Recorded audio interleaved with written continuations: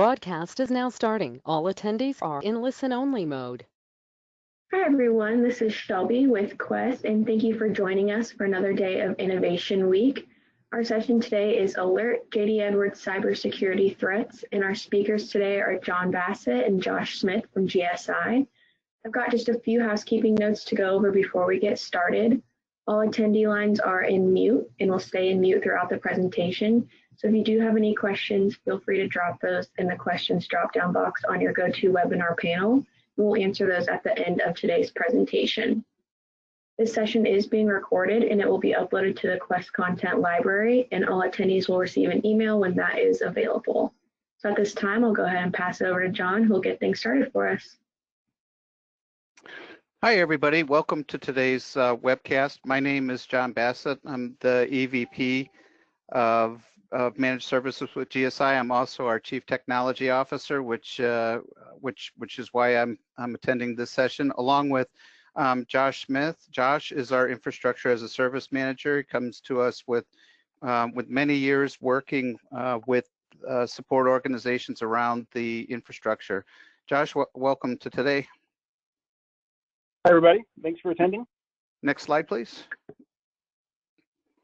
So today we'll talk a little bit about, up front, we're going to talk about some infrastructure and hacking type threats. And towards the latter part of the session, we'll get into how it affects your JD Edwards system. So the understanding here is that some common threats that you might see for email and web browsing and getting to your bank are still applicable to JD Edwards. And then we'll give you some of the things we've stumbled into and some recommendations on how to remediate it. Next slide.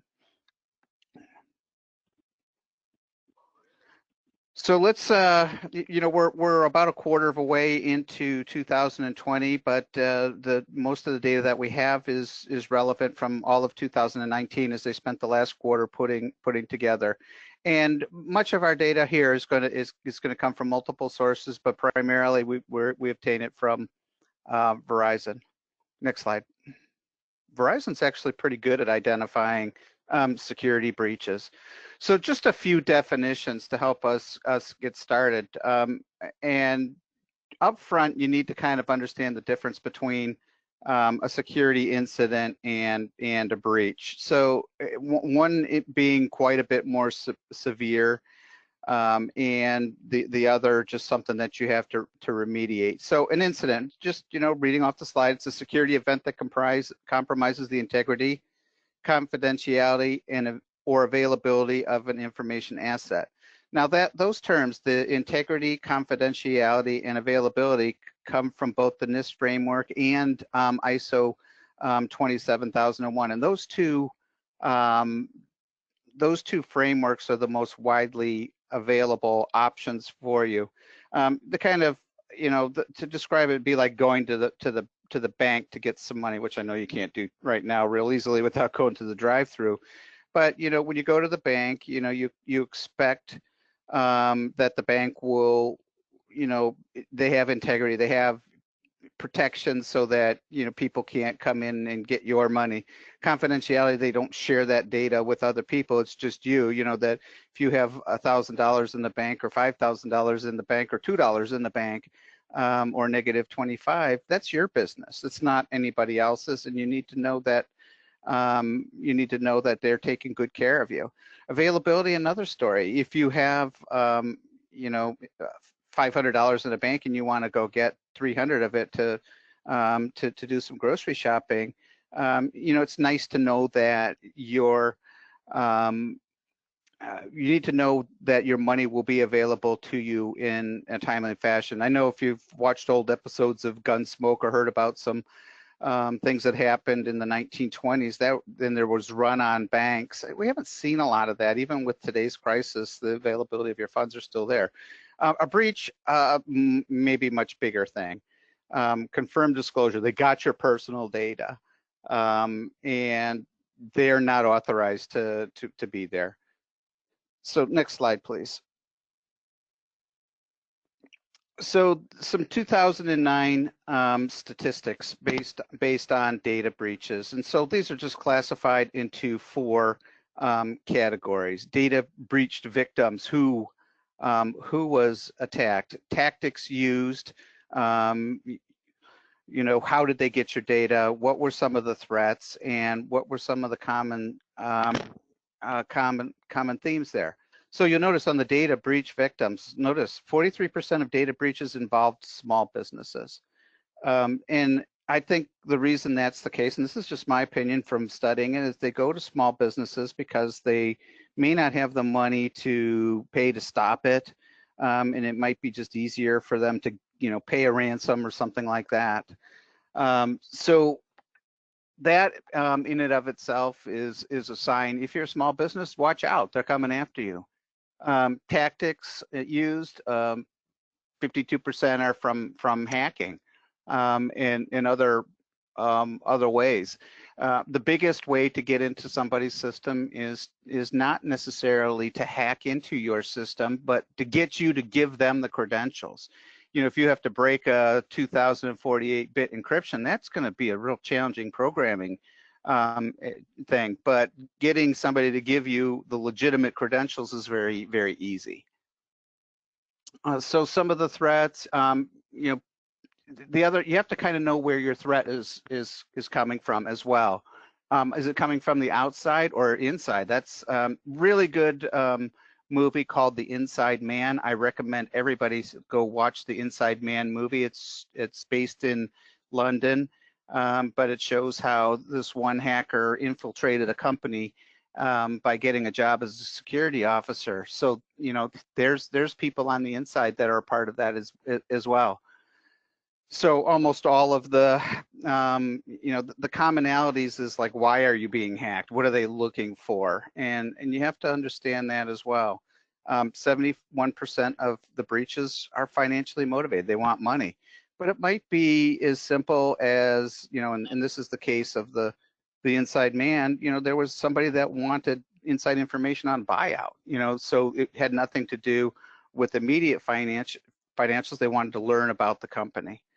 And you'll notice that it's like a months-long thing. They're a patient, intelligent organization. People trying to break into your system. Next slide. Here's a few more of the hacking exploits. Stole credentials, 70% of the data breaches. You just have to understand that they're going to try to get you to give them their credentials. Web applications are on the front end of them. You just need to understand that email and web servers are primarily a good front way to get in. Backdoor command and control. They get a bot somehow inside your system. It's talking back to the mothership, and it's not as common, but it is a part of it. 94% malware delivered via email phishing. And 45% of the malware are from Microsoft Office documents. Some common vulnerabilities, and again, these, I think a lot of people are seeing this. You know, you see emails coming your way, you see phone messages coming your way. So malware and bots are very, very common. Used to be we called them viruses, but now we call them malware and bots. There's still forms of viruses to a certain extent. Phishing is getting you to click on something that you shouldn't, try to steal your identity.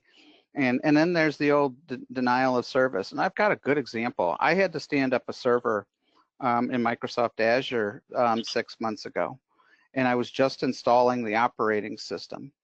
I had already seen 2,000 denial of service attacks against that server before I even finished the OS install. Didn't even have a chance to get our antivirus on it. Fortunately, Windows Defender was installed automatically, but you know, you got to be real careful even when you're just standing up a server. It was something I needed to be available on the internet, and you know, there's ways around it. I could have set it up internally and then opened it up on the back end, but I just didn't think I'd be hit that fast. So just a nice little thing down at the bottom. According to Radware, the average cost of a cyber attack to an enterprise was 1.1 million in 2018, up 52% from 2017. I don't have the numbers in 2019, but I'm sure they're even higher than that. Common threats are productivity loss, 54%, negative customer experiences, 43%, and that becomes, and that can translate directly into brand reputational loss. Next slide, please. In today's day and age, we're all working from home, at least many professionals, unless you're an essential worker and you're having to go to work. Most office places that still have jobs, sticking at home. That put a big stress on a lot of help desk systems. It put a lot of stress on the networking. Not everybody has done that. GSI's been doing this for quite some time. We've been a remote support company for 15 years, so we were all ready for this. It didn't really affect us in terms of remote workers because we were already. But a lot of places, they had to get VPN set up for people. They had no idea what they were dealing with on all these home systems. Do the kids play games? Do you need to segment the network at home? So it became a big challenge. One of our partners said that they had a 3-time increase in support tickets from remote workers getting things set up. Now, if you're like a pharmaceutical or a defense contractor or a government worker that with some sensitive access to sensitive information, things like 2-factor authentication via VPN might not be adequate enough. There are ways around that.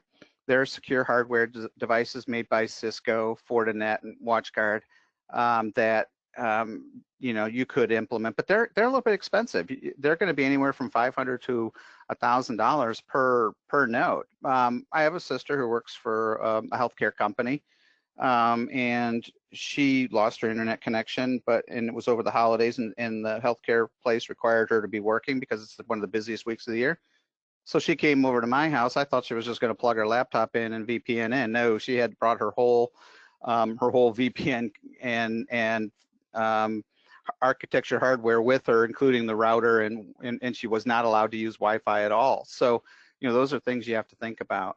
And again, the last point is don't use personal devices to access company resources if it's possible. Some companies didn't provide all of their people with equipment to work from home, and you had to use your personal. But if you can, our advice is to use a company-provided machine where you have implemented your controls, your VPN. If you have something like Cisco Umbrella, make sure that's on there too, and no gaming devices or whatever you might access. You might even have old versions of Windows or any other operating system. Next slide. I'm going to talk a little bit about some of the frameworks that companies use to get their system a little more secure. And the most common one in the United States is the NIST Cybersecurity framework. So go ahead to the next slide. The NIST framework has 19 sections.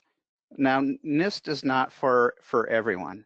NIST is a U.S. standard, and the global standard is ISO 27001. So if you have companies across the world, NIST CSF might not be the right model for you to follow. The ISO 27001 is globally accepted, and it also they also provide certifications. Your company can become certified in security, which is not possible in the NIST. As an implementer, you can get an auditor and a lead implementer certification for ISO 27001, and you can do the same thing for NIST. But as a company right now, ISO is the only certification. That's going to change. There are companies that are trying to implement some standards, and that will change. The other thing is if you're like a manufacturing firm that may already have used ISO 9001, adding the ISO 27001 is probably a little bit easier for you and more in line with what you know and do. We're not going to talk about all of these. ISO has many sections as well. So next slide, please. So we're going to talk a little bit about a few of the NIST sections that might affect your JDE system in following good governance. So let's move forward and talk about the rest of these. Next slide. So asset management, something you need to worry about. Your devices that are accessing the JDE system, the networks associated with it, facilities that you might have involved with it, and also the software. So this is one of the areas that you need to spend some time on to make sure that you are protected with your assets. And this is something when you do implement the NIST framework, you define your assets. You list them out. You list who has security to it, whether you have physical access to a building or VPN software or remote devices like Fortinet or WatchGuard. Next slide. And here's a survey of assets for all computers by operating system. Just a sample of what it might look like. Windows Server. It's 2016 data center and some percentages. John, one of the things that I wanted to point out about this, when it comes to asset management and tracking your systems, all of the tools or all of the ways to do this are not necessarily super intuitive. And so what we found is finding a tool that can automatically scan your assets and give you an idea of their posture, their security posture, is really helpful, because relying on the manual, we've got 100 and something-ish devices, doesn't really work. And so this is a snapshot of a tool that we use and a lot of our clients use, called Rapid Fire, which gives you the ability to take a snapshot of what's in your environments, scan your environment, and get an accurate listing. So that there's no guesswork. There's no reliance on manual intervention. So this is a list that actually shows what is connected to your network now, and then you can compare that to what you have in a CMDB or some other asset management program, and make sure that is reconciled, and that you're actually looking at and managing what you expect there. Okay. Next slide. Do you want to take this one too, Josh? Yeah, I think this is just a follow-up to the last slide. So, as you're looking at what you've got, this is again kind of pointing out that it may be different environments. It may be on-prem, or it might be in the cloud, Azure or Amazon or something like that. And this is just, again, another snapshot that kind of shows what versions are out there, driver versions. And this all goes to, the underlying infrastructure being controlled and managed and in the same security posture that you expect. Again, the idea of this entire presentation is that we're looking for ways to secure JD Edwards, but that security, as we've sort of been pointing out, is affected by every other part of your environment.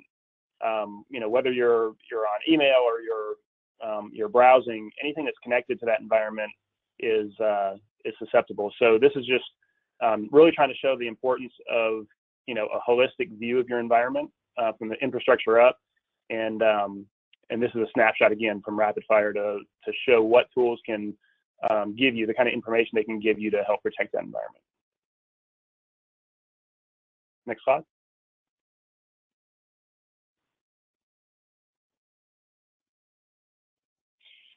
And so, that goes into risk management being the next piece, risk assessment. So the first piece being, asset management, asset assessments, verifying what you have. Now what's vulnerable. You have an idea what your footprint looks like, what's out there, what's connected to JD Edwards, how it's connected, what's your infrastructure look like, where does that exist. Now what is the vulnerability there? So the risk assessment helps you understand what the risk is operationally, organizationally, based on function, based on operations. And so, performing a risk assessment really helps you understand once you have an idea what your assets are and what your infrastructure looks like, really helps you understand what's vulnerable, and it may be different in different areas. So your network, for example, may look very different in Azure or in AWS than it does on-prem. And so, that risk, how your ports are open, or what systems have access to other systems, that changes based on the environment. So performing a risk assessment for your environment holistically and looking at the entire infrastructure is very important. When you do a risk assessment in NIST or ISO, you have to assign risk owners. So when you identify certain risks, like let's say your backup policies are inadequate, you have to assign an owner. Okay, so the backup policy might be the owner of the system administrator. So just keep that in mind. Not all risks are computer related. You could have a filing cabinet with all of your HR files. Well, then the HR manager would be the risk owner. Next slide. I'll let you take this one too, Josh. You've got this one real well. Yep. So just like we were showing, snippets from the asset management and the asset assessment, this is an example of the risk and vulnerability assessment. So if you're using a tool, again, this is rapid fire. We perform both assessments with that tool. And that's just one example that you can use, but we find it to be successful. This basically looks at the risk and assigns a score based on priority. So this is an actual example, and this one is, a score of 77, which is fairly vulnerable. And the idea here is not really to look at what the actual issue is, but really to show that your priority and your risk may be different for different problems, right? So in this case, we're talking about account lockout, and that's a pretty big vulnerability. And so it's important to find out what the vulnerabilities are, and then to have a mitigation and remediation plan. And that's the idea here is again, something that's real, that's reliable and consistent, and that can assign a valuable or a value to each of those vulnerabilities. And so that's just a snippet from the tool set here. Next slide. Again, the idea is really holistic. So any one component could be vulnerable, and that could lower your score in another area. This again is a real example of a client. Obviously, the data under the computers is grayed out for obvious reasons, but this is a basic scorecard that shows each computer and where it's vulnerable and why. So that grading system is based on criteria that we're not showing here, but it's accepted industry-wide information about things like your antivirus posture, if you're using spyware, if you've got the Windows firewall turned on, and if you do have it turned on, what are those policies, your patches. And I thought this was interesting in this group, because looking at holistically, you can tell a lot of information about what the company's doing. So in this case, they've got everything is up to date with their patches except for one machine, and that machine has some other issues as well, which means that they're probably not running GPO or something consistent to make sure the entire environment is protected the same way. So that that incident, that problem may have an underlying root cause that needs to be investigated. And so again, looking at it holistically, if you have certain issues on some computers, it may have an underlying problem that you need to investigate. And so again, it's important to look at to have a tool that helps you look at the entire environment, and it gives you a view of your environment. Some computers compared to others, to let you see what the underlying causes may be. Next. John, I'll let you jump back in if you like. Okay. Yep. Sorry, guys, I'm a last-minute substitute. Brian Connor was supposed to give the presentation. He had architecture issues. So data security, and this one always frustrates me because I've struggled. It's like, what data are you protecting? You're protecting your data in your database. Is that data encrypted? What is it? Is it encrypted at rest? Is it encrypted in transit? And I always had a hard time getting a grip around it, but it is something that you need to understand your risk strategy. If you have people connecting via a web server, is the traffic connected, is secured all the way throughout your organization? If you don't have any traffic going outside, a lot of people have taken the approach, well, they don't need to encrypt it. And of course, our advice is always to encrypt it, even if it's internal. 20% of threats come from the inside, 80% from the outside. Of course, if you publish your JDE link on the outside, you not only need to have it encrypted up to your web servers and however it's routed, but you still need to have it encrypted on the back end. There is an SSL hack that can actually get around the fact that you have not encrypted on the back end, and even though you're encrypted on the front end, it's smart enough to get your credentials on the back side because you didn't protect it.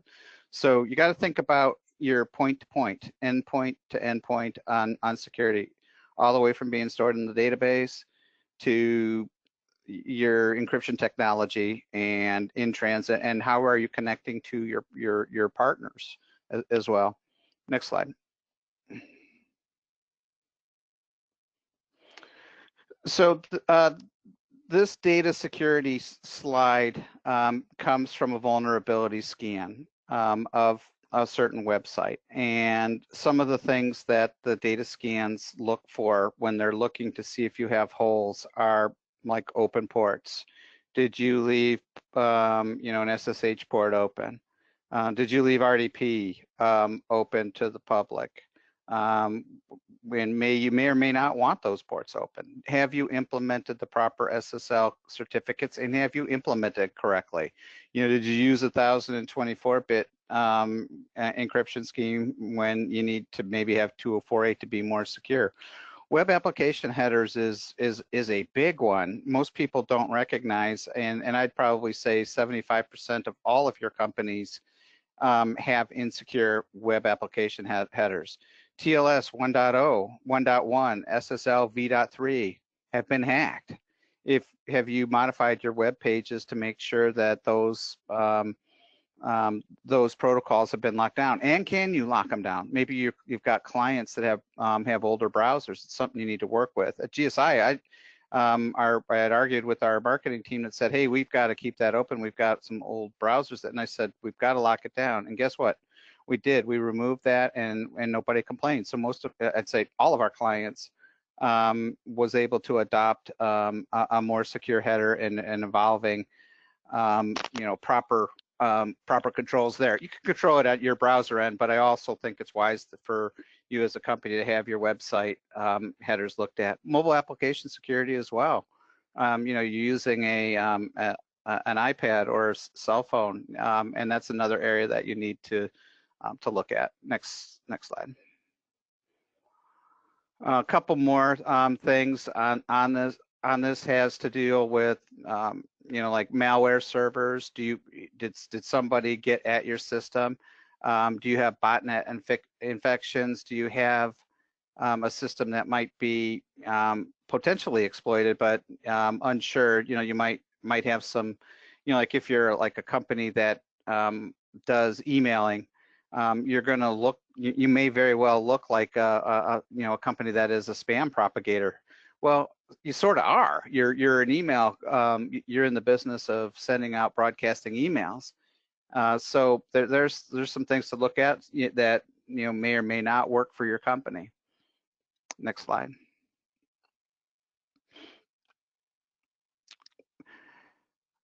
Maintenance. You can't just take care of get your system in place. There are physical repairs that you have to take into consideration. Power supplies go out, chips burn up. It happens. Even in the cloud, we've had a couple of our clients where there was a physical failure on a back-end cloud machine. So you have to keep that in mind. Patching cadence becomes very, very important. And there's been a lot of questions like, well, if I take these, and JD Edwards has always been sensitive to patches, and I think all of you know that. You can take what you think is a legitimate patch to a database and then find out something doesn't work on the JD Edwards side. Oracle's gotten pretty good about that, keeping things up to date, keeping, you know, if you take latest service patches, you can use the latest operating systems. And we always say, make sure you always take the security patches. Next slide. A few things that are looked at from a vulnerability standpoint is, you know, desktop software, mobile software, server software, and what you're doing for patch and cadence, and then we give, and a lot of the patch and cadence is looking for known common vulnerabilities, and that's not always enough in today's time. The hackers are smart. They're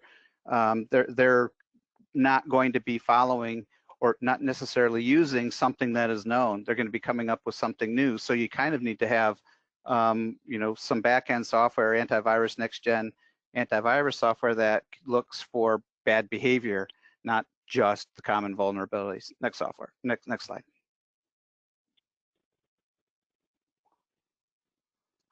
Protective technology. There are, you know, you have to look at your entire network solution as well into what you're going to implement. Do you have adequate firewalls? Do you have proper network segmentation? A small company is going to have different requirements than a large company. If you're a pharma or defense contractor, you might have to have layered networks that you can only get through certain types of traffic at a different layer, and it gets very complicated. Kind of fun too. Things to look at. You know, a lot of people are taking the, you know, zero trust thinking nowadays. You know, only you trust nobody unless you specifically say, okay, this particular person can do this particular task with this kind of traffic, and that's the you know, that's some of the concepts that you can look at. Least privilege as well. Next slide. Go ahead. Before you go to that next slide, or you can stay on that slide, but just to kind of expound on that a little bit more, is that there are compliance standards that require justification for who has access to what. So along with your physical, your infrastructure, and making sure that that is monitored, controlled, managed, and locked down, also the access and looking at user accounts, who has admin access, who has privileged access. That's not always easy to take care of, you know, in and of itself. And so having a good policy up front, and like John said, whether you're using the zero trust approach or some sort of, you know, iteration of that, it's important to know who has access to what systems and why they have that access. Do you have to have, you know, local admin rights on your PCs or your laptops for every user? And, you know, a lot of people do that because it's convenient, but, you know, what else does that open up? And so really having a handle on what access is required and what is each user doing with that access is important. You can go ahead.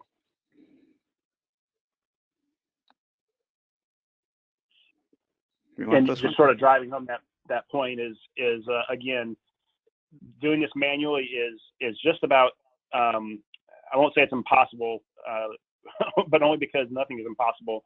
Having a tool that can let you see, again, throughout the network, who has access, monitoring that, managing it, and then how does that meet your compliance standards? Does that meet your policy? Do you have a policy? Maybe you look at run a scan of your environment to see what your status is, and then you can build a policy off that. But the point here is that it is difficult to manage. It can be very onerous, and using a tool that consistently gives you the correct information is very important. Good. And again, some of these tools that we're looking at are a combination. So the last slide that you saw with the graphs is from RapidFire.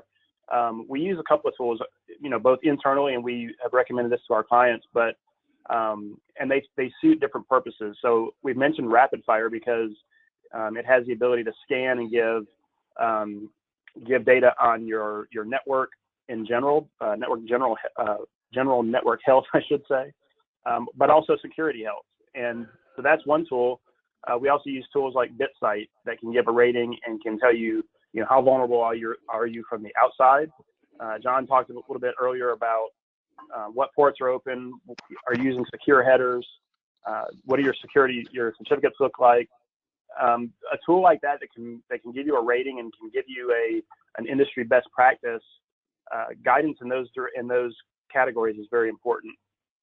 And so it might be that you're using a combination.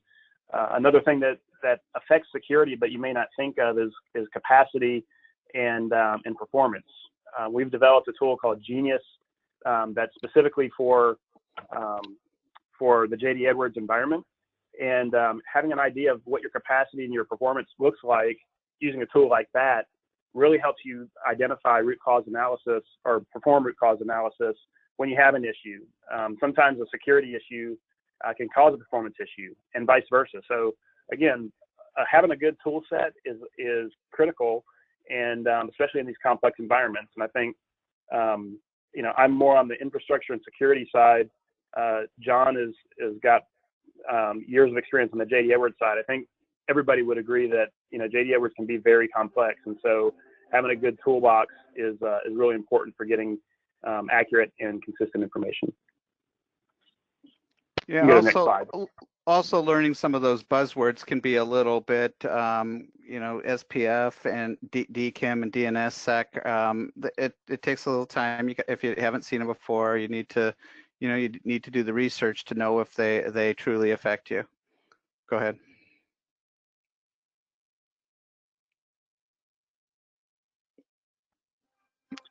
Yeah. So again, would you take this one? Sure. Yeah. The last slide was talking about continuous monitoring, looking at endpoint security, looking at network security. This is again looking at what are your tools out there. SentinelOne is a next gen antivirus, anti-malware, but that may be used in combination with Windows Defender, the Windows firewall, and multiple tools are sometimes required to get the effect that you need and get the security level that you need. We talk a lot about, and there will be a little bit later on information on this, but we talk a lot about, you hear the word next gen, and in the past you've heard about IDS appliances, for example, and then later on you might have heard IPS appliances, and you always heard about firewalls and antivirus. Well, next gen is really the concept that pulls all this together. And so when we talk about things, if you hear us say next gen, what we're talking about is something that integrates all those different facets of security, because security is not something you purchase, right? It's a layered approach, and it touches a lot of different pieces. It's social engineering and endpoint security and network management. And so all these pieces come together, and we talk about that, and the term next gen sort of embodies that entire idea. And this is just showing that, this is a next gen idea, we'll say, that is using different tools that are integrated to get the same security posture that's required. You can go ahead. Next slide. Yep. And again, this is driving that home with that continued thought that we're using multiple tools here. You can go to the next slide.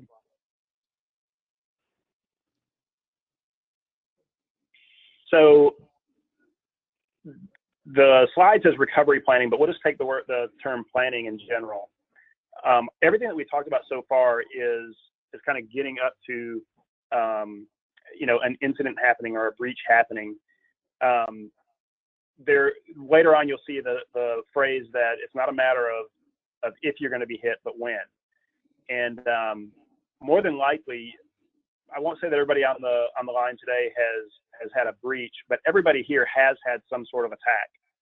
You've seen phishing attempts, and you've seen malware, and if you're connected to the internet, you have been attacked in one way or another. And so planning is supremely important, and that may be recovery, it may be remediation, it may be mitigation and prevention, but there has to be a plan in place, and that involves your security policies, it involves your architecture, all these components that we've talked about so far. That all comes into a plan that goes into your security policy, and we'll talk a little bit more about that as we go on. It includes your risk profile as well. You know, for instance, you look at a risk. You know, let's just take a physical building. There's a risk that building's going to burn down. So how do you know, how would you plan for a disaster in that case? Well, you've got you start off with your insurance policy. So you're deferring risk in that case to the insurance company. If in the event that we do have that event, we're going to have a loss of use, and we're going to have a loss of a physical structure. In some cases, you defer the risk. In some cases, you mitigate the risk, like putting in proper firewalls and antivirus. You're dealing with some risk. But what about your laptop being stored? Okay, so or stolen and it being left in a car? And then there's just some risks you might accept. You know, if the cost to mitigate a risk is $1 million, but if the risk happens, it only costs you $10,000. Does it make any sense to mitigate it? No, but you need to identify them and plan for those attacks. So next slide. So let's talk a little. This is probably the heart of why you came here. We wanted to go into some cybersecurity material, but let's talk about some things we've seen around the JDE system. Next slide. Okay, so some things that you need to think about for accessing your JD Edwards system. You've got a browser that comes that you use. You have web servers, you have enterprise servers, and you have databases. JDE, with their latest code, they've accommodated all of that. You can use SSL for encryption. You have site keys that you can put on your enterprise server to keep prying eyes off of that. You can encrypt your data at the database layer. There's many things you can do. If you have people that are off-site and have to still get access to the system, well, set up a secure route. Use VPN and IPsec. IPsec has been hacked, so you got to keep that in mind. It's hard to hack, but it has. So there are also solutions like Duo that does multi-factor authentication, just like when you try to access your bank account online. You know, you get something that sent back to you, like maybe a code to your phone or something like that, and you could look at using tools like that to secure your way in from the outside. Other places don't want to use VPN. They think it's IPsec has been hacked. They don't like it. So what do they do? They provide gateways into it. Single point of access, like Kaseya or Bastion. They're hardened solutions that have excellent control. We use Kaseya at GSI, and it's a great thing because we can control. You know, if somebody leaves GSI, we can immediately disable them from Kaseya, and that keeps them out of all clients that we have implemented the Kaseya agent. Another way is, you know, if you're like connecting site to site or site to a cloud, is to use MPLS. Higher speed, it can be hacked, but it's not likely because it's not necessarily a public connection. Next slide. So next slide. We're going to talk a little bit about some JD Edwards hacks that we have run into as you know, in our multiple years of using JD Edwards. Network shares was huge at first. We had two clients in 2016 that got hit with their open file shares on their deployment servers. Both of them were down for at least a week. A couple of areas that are hackable are your media objects or print queues. Are very common hacks if you still store those objects on a file-based system. Oracle has changed their code so that you can move those objects into the database. Then you only have to worry about your database security, and you can lock down the shares. That's not feasible for everybody. Once upon a time, I did a webcast on whether you should or should not move your print queue and media objects to the database. If you have a terabyte of media objects, you have to look.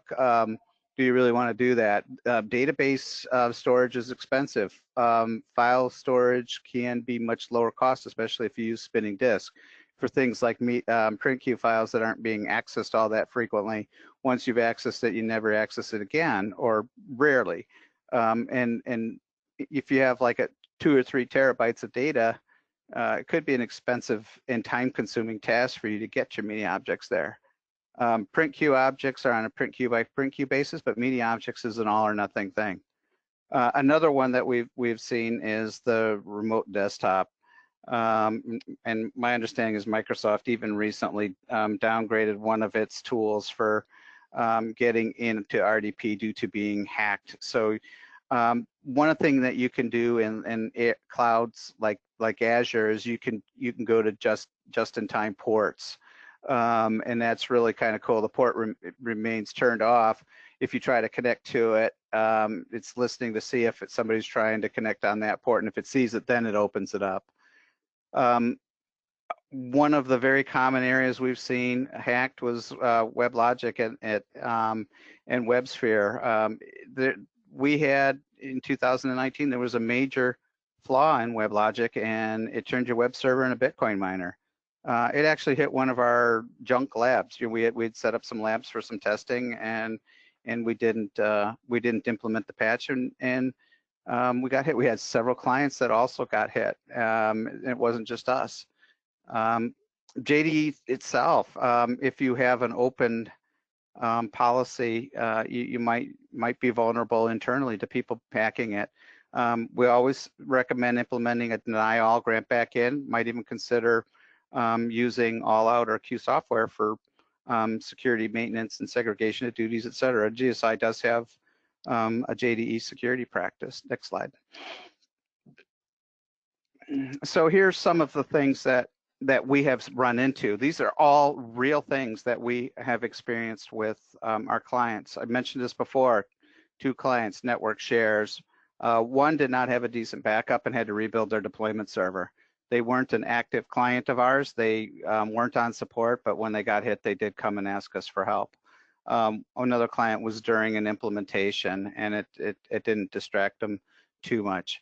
Bitcoin mining on WebLogic servers, performance comes to a crawl, and that's one of the ways you can tell that you've been hit with a Bitcoin miner. You just got to stay up to date with your security patches for WebLogic server. And we did have a large client. They had over 1,000 interactive users, and they were exposed there. The next one happened about 10 years ago, and this is a real client of ours that we worked with. We were doing CNC work for them, no functional, no security, anything like that. They had an accounting manager who had the ability to create and approve and write her own checks, and she stole $750,000 from the company before she was caught. It almost bankrupted them. They were a smaller company. That was JDE security that was that just wasn't dealt with properly. Ransomware struck another one of our clients. They were down 5 days. That virus was introduced via an email, and it was very intelligent, and it ran through their entire network. And it was a relatively recent variant of this particular email hack, and it kind of sat there waiting to be activated, and it just moved very quickly through their system, brought it down. So a lot of the material that we talked about up to this, with the exception of the JD Edwards specific security, could be prevented. Get rid of the shares, move things to the database if you can. Make sure you're up to date with your patching, your security patching. Evaluate Oracle's quarterly patch cadence as often as you can. The third one about the accounting clerk, that's JD Edwards implementation issue. And when I first started working with EnterpriseOne back in 1998, it was common for everybody to have menu security only. They didn't do any kind of application security, and you could hack the system. So, over the past 10 to 15 years, that thought process has changed to go to a deny all, grant back in, but it wasn't that way when we first started. Next slide.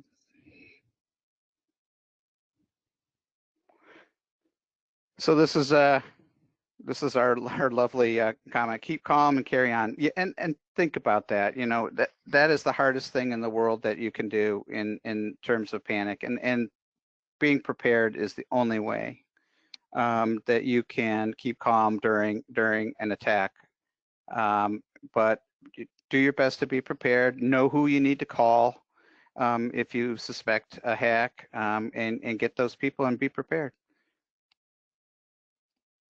So, Josh, I'm going to let you take this one. I've been talking a long time.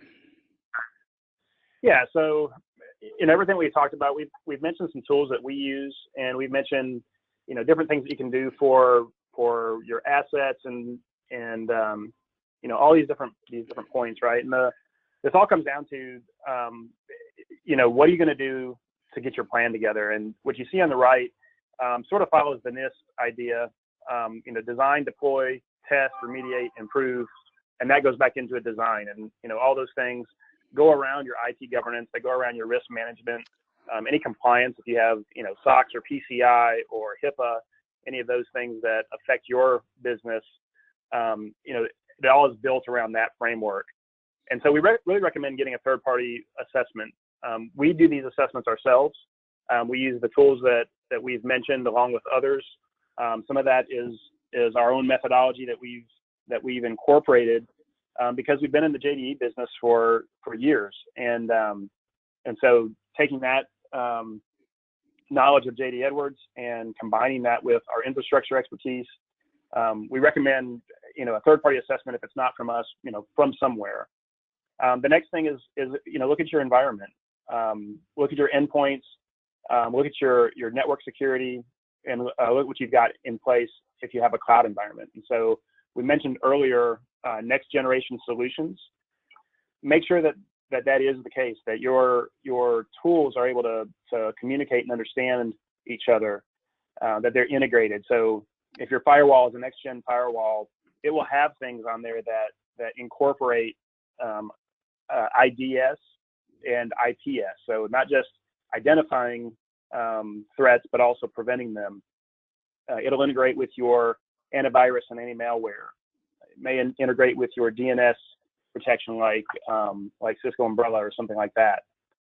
Look at the other points of your environment, your applications and your platforms, like email, something that can scan your email, that can look inside email, that can encrypt your email.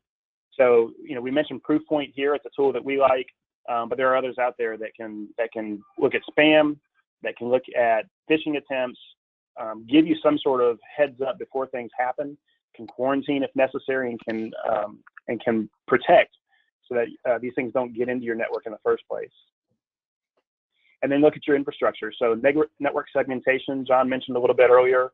That includes, you know, just good foundation for your VLAN methodology, your IP methodology. What are you doing with DMZs?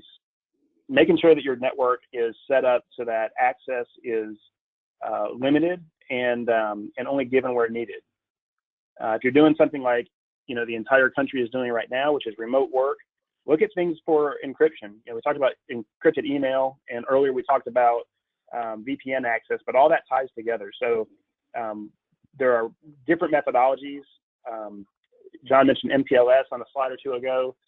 That is a form of VPN, although not encrypted. And then hard VPN, you know, IPsec VPN for remote access, SSL VPN. Those are all things to consider, and one solution may be better for in one area, and it might be a combination that you have to use both. So think about that infrastructure and, you know, protecting your environment from the ground up.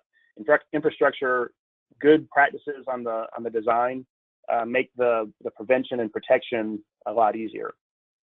And then after you get things to where you want, pen testing, vulnerability testing, and rating services, those all help you keep a handle on what's working and what's not. So that follows that methodology on the wheel there on the right. You know, design, deploy, test with pen testing, vulnerability testing, and rating services, and then use that information to make changes and to fix whatever is found. Once those things are fixed and you've improved, that goes into your design for moving forward, and it's just a cycle. You know, earlier we were talking about malware and bots, and John mentioned that we used to just call it viruses. And it's kind of funny if you've been around. I'm young, but John is really old, and yeah, thanks. He's been around for a long time.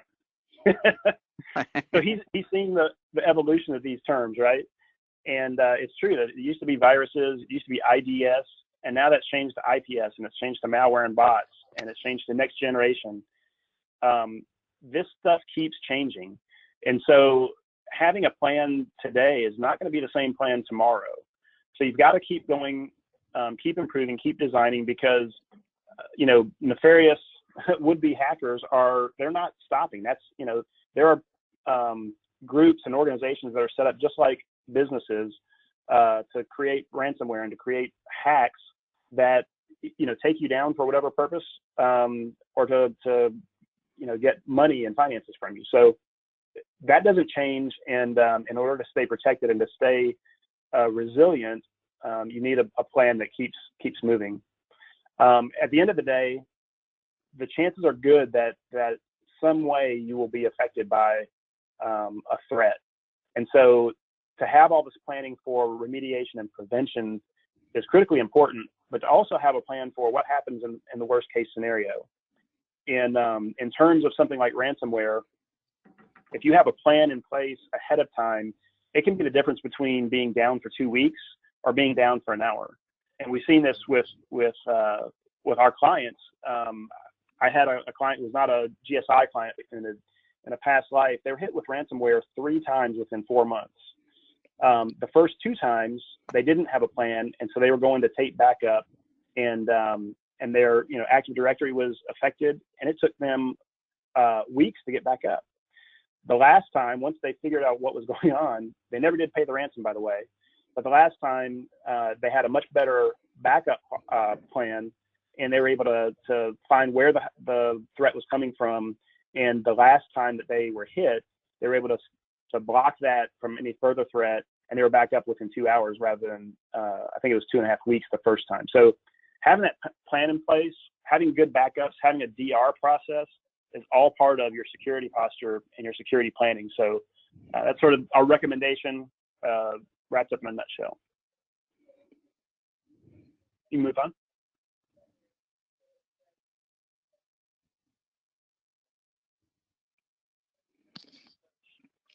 So SecureCare is a product that GSI offers for, it's wrapped primarily around JD Edwards. The top one, you know, dealing with user provisioning, role assignments. It's an offering of GSI's. We also, you know, handle JD Edwards, security, role security, task views, et cetera. And we also have a risk and compliant management. If you do work in New York, state of New York, there is the New York Shield plan that that you have to follow if you have more than like 50 users or over 3 million in revenue, and it is something we can help with as well. Next slide. Just a couple more things that we do. We do have a cyber risk management team now that we can look at ratings, get your security profile. We could do network assessments and reporting, and we can also help you put together some data breach liability reports, something that, you know, you could submit to your insurance company to show that you've done your due diligence. One thing most people don't understand about insurance companies, cyber insurance, is that they require you to be proactive. So if you get hacked and you didn't have any antivirus software, they're not going to pay. But you can provide a company report, a NIST CSF or ISO 27000 submitted to your insurance company to show that you are indeed following a good cadence. Next slide. So some next steps for attending today's webcast. We put together an offering, JD Edwards Security and Compliance Assessment, special pricing. that we would do a one-time fee available to the first 10 companies. We normally charge $7,000. We'll do it for $34.99. Valid for till May 15th. We'll look at your current JD Edwards configuration, security configuration, look at segregation of duties, and it looks like the bottom of the slide cut off. So I guess let's get on to the next slide, which is probably the question and answer. So one final note, and Josh mentioned this earlier, it is not a matter of, if you will get hacked, it's a matter of when, and being prepared is the key to reducing the overall impact. So those are our last words. Let's go to questions. We're running a little late. We ran a full hour. Thank you for sticking with us. Great, thank you all. And we haven't had any questions come in so far, so if anyone wants to drop those in the questions drop-down box, we may be able to get to a couple before we have to sign off. But while we wait for those, just thank you to John and Josh for coming and speaking with us today, and for everyone joining today's call and participating.